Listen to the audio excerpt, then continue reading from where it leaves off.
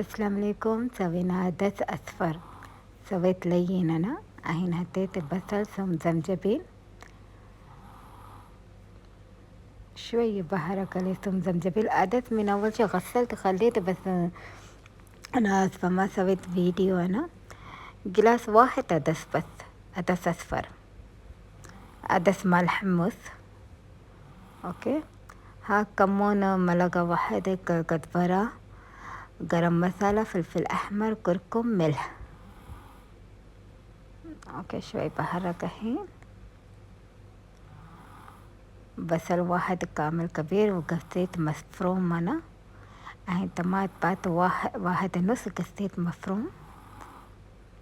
حطيت طماط الحين، شوية بصل وطماط استوي لين. عدس سوينا لين، بحط هذا معجون طماط.